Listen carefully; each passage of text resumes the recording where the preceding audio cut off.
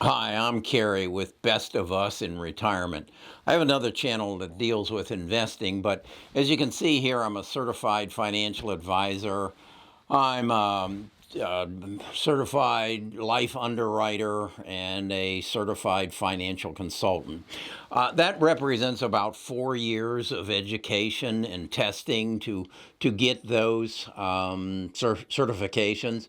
And I basically spent my career as a financial advisor in doing estate planning. I found it very interesting because most people don't think about it. And particularly what I found out, young people don't. And I want to tell you, you need to. I would ask you if you're married and you have a young child, do you have a will? And 99% of you say, no, I don't need a will. Okay, let me ask you a question. Let's say that you and your wife go out this Friday night or Saturday night and you both get killed in an automobile accident. Who gets your child? Your next of kin gets your child. Who's your next of kin? That's your parents and your in laws. So, where does that end up? Usually ends up in court.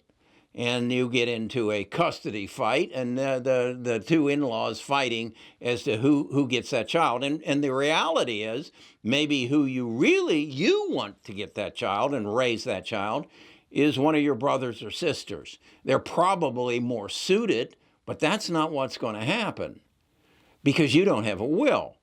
You probably don't have any kind of power of attorney that says that if I go into the hospital and can they put a respirator on me?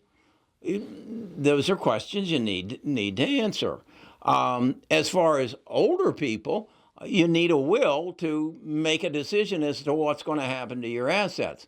To give you an example, let's say you're 65 years of age, you're happily married, and the husband dies, and your wife remarries. Who gets your assets? If you don't have a will, if you don't have a trust set up to say, well, if I die, my assets, 50% of what we own goes into a trust, and then upon my wife's death, it goes to my children. Okay, that makes sense, yeah. Or if you don't have a will and you don't have a trust set up, you die, your wife gets swept off of her feet by some handsome 56-year-old, and he ends up with everything you get or you have. Why, how do you avoid that? You create a will. You put down your wishes on paper, you get them notarized, and you put them in your safety deposit box or someplace with with your kids so that they know that that gold digger doesn't get your assets. So you need a will.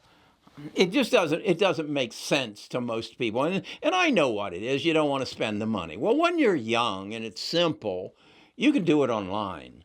You can do it online and then print it out and get it notarized and put it with and then let the in-laws and the parents know what your wishes are. That you don't want you love them dearly, but mom and dad, you're too old to be raising a 3-year-old. I want it to go to my brother. I want my child to go to my brother. So that can only be achieved for sure if you have a will. So number one on your list, and if you're still kind of at home working, this is be a good time to do it. Get it done, get it in place. Then I want to just touch on the subject of life insurance. A lot of people look at life insurance as a bet against death. I want to share with you that my my mother died when I was 8 years old, and I had two brothers. My dad was up shit creek with no life insurance on her, and that was back in 1953, and that wasn't common. But then in 2002, I believe it was, my daughter, who was the primary breadwinner of her family, was diagnosed with cancer. And she didn't have any life insurance. And she was a financial advisor, and she should have known better, but she didn't. But what I knew was if she could stay clean from cancer, be tested, and after 5 years, if she could be clean, she could get life insurance. So at my direction, when she stayed clean on 5 years, we went and we shopped for life insurance, and we found somebody who would write a $500,000 life insurance policy on her. And that was fantastic for her husband and my grandson. Because when she did die, some roughly 6 years later, they collected $500,000, which more than paid off the mortgage that they had on their house. Because again, think about it. He had an 8-year-old son, and he had a job. What's he going to do? Now, the other thing that happened that was beneficial is she had a business, a financial planning business in Atlanta, and I went over and monetized it and sold it for another over $500,000. So they walked away with money. This is all about financial planning. And if you don't do it, it's going to get you.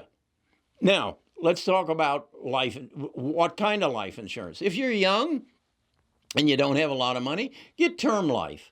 Term life is that if every year you pay, you're guaranteed that if you die, they will pay you. And usually it starts out with a 10-year term, and so you get a guaranteed premium for 10 years. What you want to do is probably get as long a term as you can, because again, what you're betting against is death. And what you're wanting to do is make sure that your spouse, if you die, your spouse has a sum of money to take care of your kids.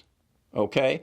If in fact you can get a whole life policy or a variable life insurance policy, now it accumulates cash value. And then when you get into your later years, that becomes a real asset. It becomes an asset that you can do all kinds of things with. Let me give you an example. Back in the day of AIDS, it was believed if you had AIDS, you have a death sentence. You would get checked for AIDS, and you would get a doctor would speak to you and say, well, you've got 6 months to live, or maybe you've got 3 years to live. Well, what they did was a policy was arranged so that, in essence, you could sell your death benefit. So I'm 35 years old. I get diagnosed with AIDS. I have a $500,000 life insurance policy. The doctor tells me I've got a year to live. So I take my life insurance policy, which has a death benefit of $500,000, and I say to an investor, I'll put you on my life insurance policy as the owner and as the beneficiary. And when I die 6 months from now, you'll collect the $500,000. Wow, the investor says, I'd like to do that. Okay, here's the restrictions.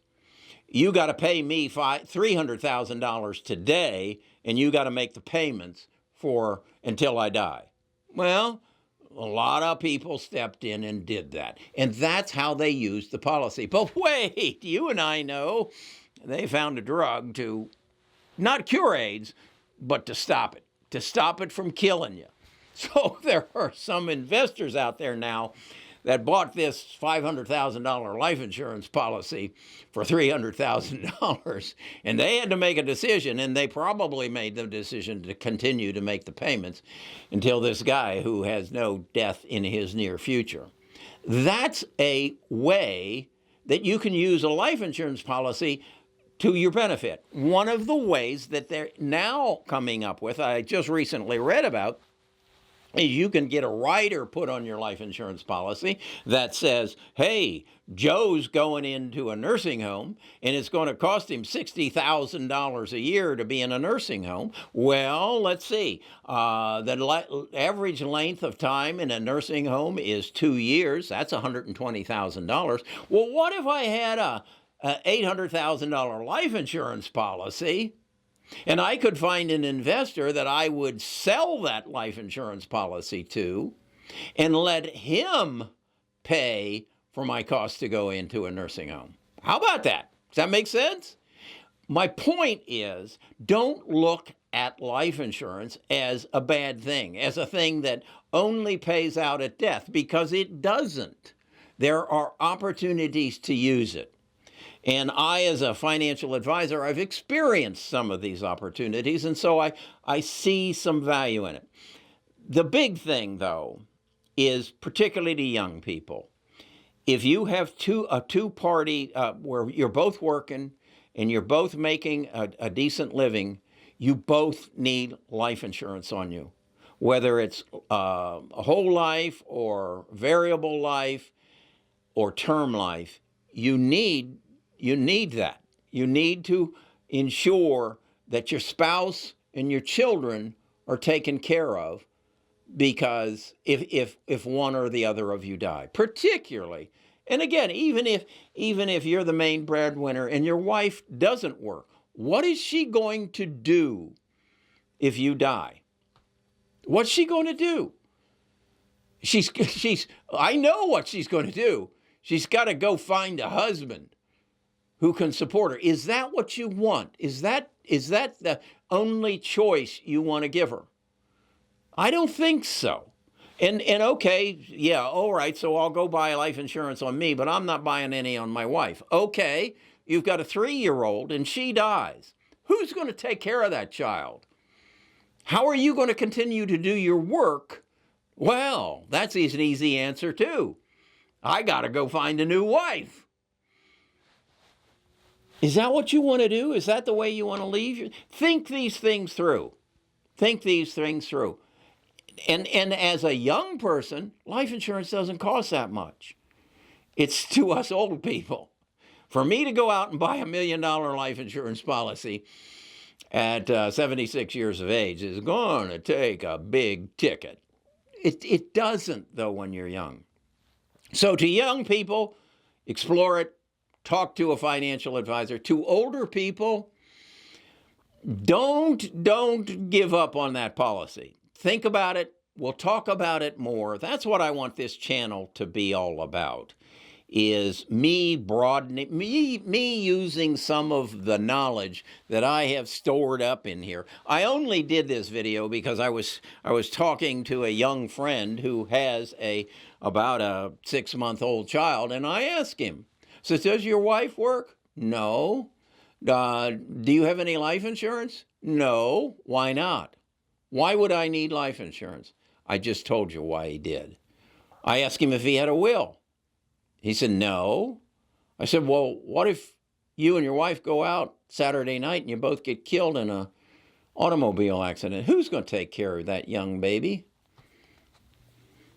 He said, I don't know. I said, you need a will. I was happy to say, we were on a Zoom call. He bent over and he started writing something down. So, if you think that maybe I've got something up here that you need to know, either today, tomorrow, or the next day, because again, I did this for years, and I've got the equivalent of a master's degree in all this. Subscribe, become a part. Eventually, I'm going to build a Discord where we can chat and I can share more information on a one-to-one. Some of you are, in fact, in the comments. If you've got some specific questions, I got one about a question. If I remarry, his wife passed away. If I remarry, does my new wife qualify for my Social Security if I should die before her? And I'll answer that question because I think it's a good question. And the other thing I think I want to share with you in the future is you need to know that our tax laws are made by the wealthy for the wealthy. And you need to know that there was a reason why Donald Trump didn't want to share his tax returns. I'll tell you the reason. He doesn't pay taxes. He's in the real estate business, remember? People who own a lot of real estate don't pay taxes. There's so many loopholes in that tax code, particularly in real estate. Ever notice? I'll give you an example. Remember the old Holiday Inns? They were these where you pulled in and you walked up some steps, and all the Holiday Inns opened up. The rooms opened up either to a balcony or the front, and you parked your car in front and you carried your suitcases in. Do you ever notice that all those Holiday Inns turn into 8 days inns or Motel 6s? Do you ever wonder why? Tune in. I'll tell you why. It's a tax code question. And is it applicable to you? Yeah. Yeah. And the other thing I think I want you to think about is getting yourself another tax entity. It's called an LLC or a subprime subchapter S corporation or a partnership. You need a second tax form to send in. That second tax form will save you so much money. Donald had a separate tax form for every one of his businesses. Yeah. And that's why he pays no taxes. So that's what this channel's all about. Me sharing my years of knowledge and my master's degree in financial planning. Give us a thumbs up, give us a like, and subscribe. And let's grow this thing and build a community of people who live with the knowledge only prior known by the wealthy. Talk to you again soon.